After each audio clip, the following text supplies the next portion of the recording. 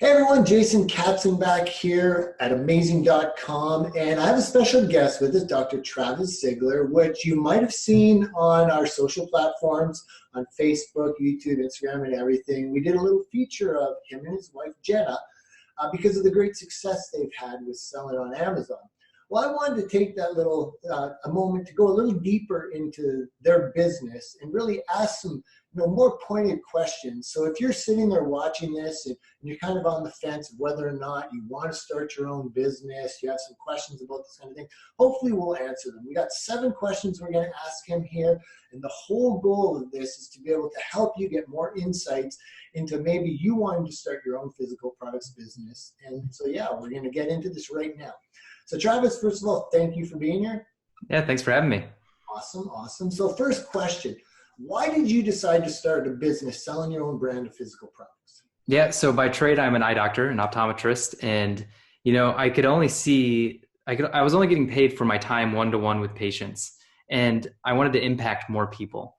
And when we started our practices in 2015, a little course called ASM came across our email inbox, and it kind of reached out to me, and it made me want to purchase it because it was something that taught freedom through selling physical products online. And it's something I've always done. I've always dabbled in eBay a little bit and done some other things online. But this was more freeing because you can create this kind of system where you're selling physical products online and it's not as hands-on as seeing a patient one-to-one. And so that's why we wanted to do it, because we knew we wanted to start a family, and having us both practicing while starting a family seemed to be really hard. And so that's why we kind of dove into the course, and here we are now. Cool. Now, do you work from home or do you have an office? How do you do that? So we're all virtual. So we have a team of about 7 of us, and we're all virtual. My office is right here in our master bedroom in our recording studio. And so we do a lot of videos with our business. And so that's why I have this nice fake wood background.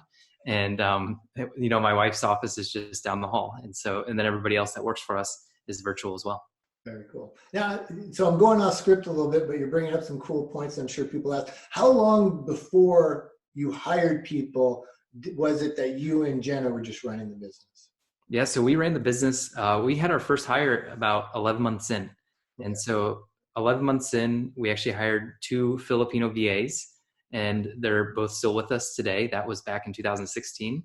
And then now we only hire American workers. So we have 3 Americans that work for us as well. And then my wife and I work for us as well. So we found a lot of benefit from hiring moms that stay at home.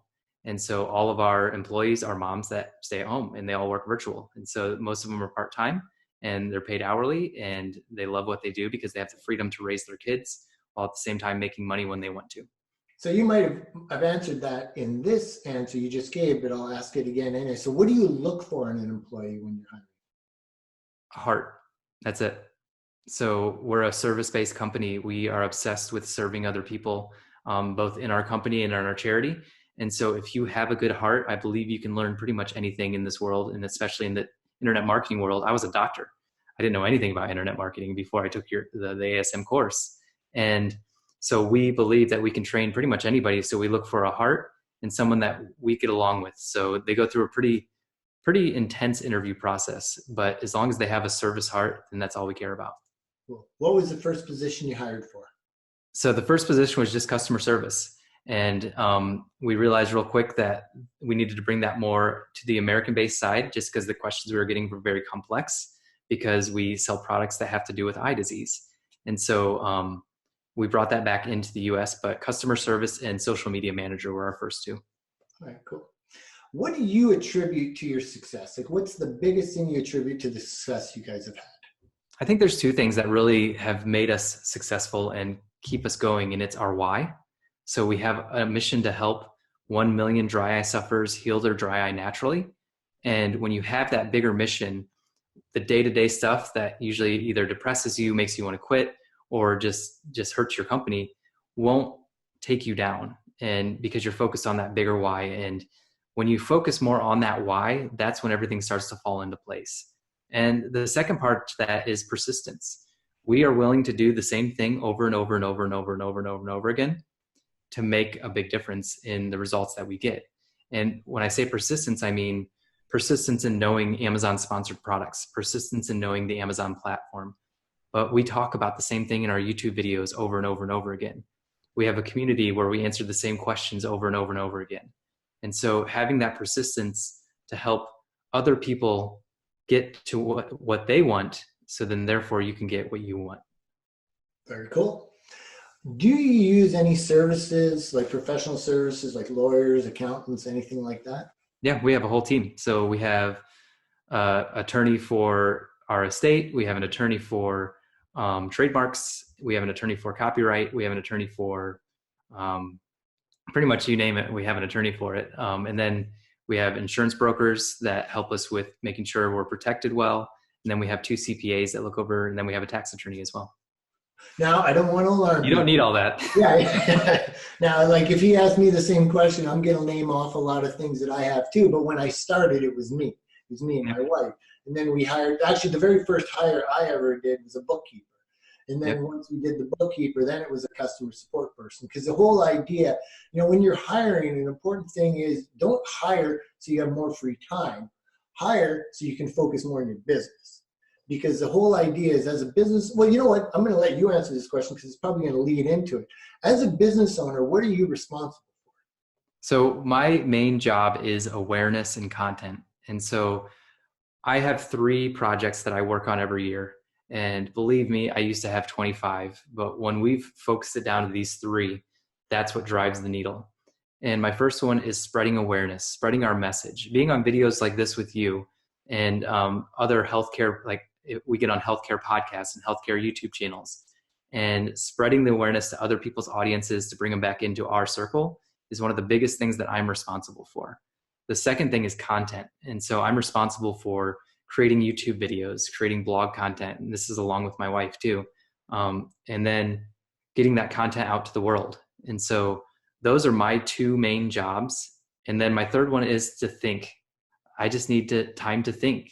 And when I have time to think, that's when the biggest breakthroughs in our business happen. It's when I'm stressed out in the day-to-day and I don't have that time to think that we struggle.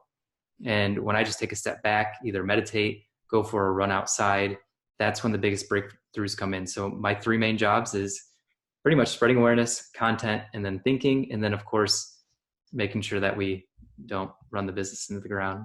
That's kind of all of our job. That's a good focus for a business owner. All right, so now let's step back. So a few years ago when you were starting this business, what were you doing? Everything. Exactly. Thank you. But, that's the important thing. Oftentimes people, hiring is one of the most critical things that you could do, one of the most important things you can do, and it's one of the biggest mistakes you can do.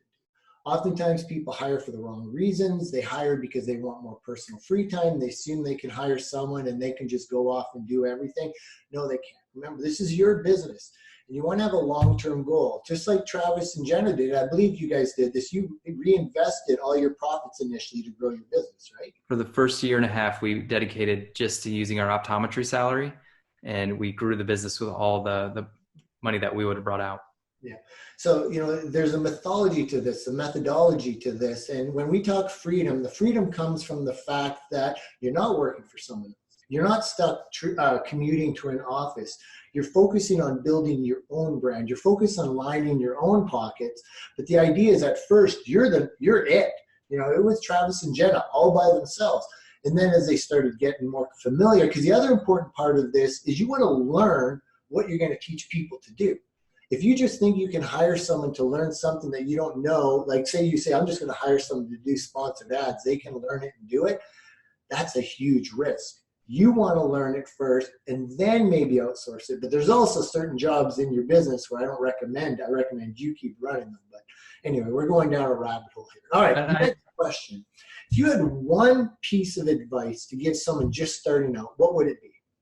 So I kind of alluded to this a little bit before, and the key thing to running a business or just running life in general is if you help other people get to what they're trying to get, if you help somebody else achieve what they're trying to achieve, then everything will take care of itself. And so when we switched our business model from focusing on sales to focusing on service, that's when things took off. And, we built an incredible business, and we got up to $3 million. And then last year, something switched, and we switched back to sales. We went back to direct response and focusing on Shopify and focusing on this and that and this and that, all to make more sales. Guess what we did? The exact same amount we did the year before. We didn't grow, and we actually had less profit, about half the profit. Oh. And so in 2020, we're shifting back to our roots, service. We're trying to help people get out of this hell that they call dry eye. And we're trying to solve that for them, because we know if we help them solve their dry eye issues, then our company is going to thrive as a result. Very cool. Well, thank you so much. Now, I want to have one little last thing to say. One of the things that we attribute to success, I know you've talked about this, is first of all, and appreciate it, ASM helped you a lot, but also SellerCon. I know that you're a big advocate of SellerCon. I just want to let everyone know our tickets for SellerCon are on sale right now. SellerCon is a huge event we put on where you get to mix and mingle with people like Travis and other highly successful sellers and network with them. We provide tons of networking opportunities, plus we provide incredible training. But Travis, maybe you could just explain a little bit about what SellerCon is to you and why you'd recommend other sellers to go. So in 2015, when I purchased ASM, I went to my first SellerCon conference, and that was actually my first entrepreneur conference. I'd never been to one. I'd only been to optometry conferences. And I remember the feeling that I had when I first walked into that room is it was just kind of like a Zen It was like, these are my people. I've never been in a room with my people, and these are my people. And it was just a great feeling. I had a blast. I have not missed a SellerCon since. This will be my 6th, I think, this year. And it's just one of those events that it's a can't miss. You just cannot miss this. It's worth every penny. We're actually thinking about bringing my whole team in this year. And I brought my team to some in the past, but only one at a time. But we're thinking about doing a whole retreat to SellerCon this year. And then there's also the lunches, the networking lunches. I've only done those the last 2 years. And by far, those are probably the most beneficial part of the whole thing, is networking in a lunch setting and really getting to know different people in the same space as you. So if you're determining, or if you're trying to figure out if you want to come to SellerCon or not, it's in Austin, Texas, which I just moved here. So it's a pretty awesome city. And I moved here because it is awesome. And then if you're trying to determine if you want to come or not, just do it. You're not going to regret it. Even if you don't have an Amazon business, I'd come. Awesome. Yeah, the one thing I just want to let you know, SellerCon was designed for sellers by sellers. Yes, I'm an Amazon seller. And the whole idea here is when you're running a business, especially one where you can be virtual and work from home, it's hard to meet and mingle with people. And the whole idea is by building that network, you've heard it over and over again, your network is your net worth. You are the 5 most common people that you hang around with, So when you start meeting people that are successful on Amazon, and what you'll also find is there's not a competitive nature. People are sharing openly. They're helping one another. And that's one of the things we've really tried to build in this community, is about giving back.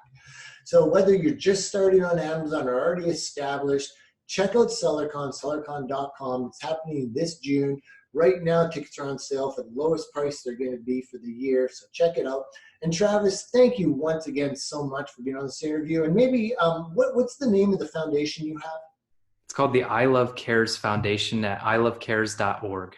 Cool. So if you want to learn more about the I Love Cares Foundation and what Travis and his wife Jen are doing, check that out. If you want to join SellerCon, go to sellercon.com. And thanks for listening, everyone. And Travis, you have a great day. Thanks.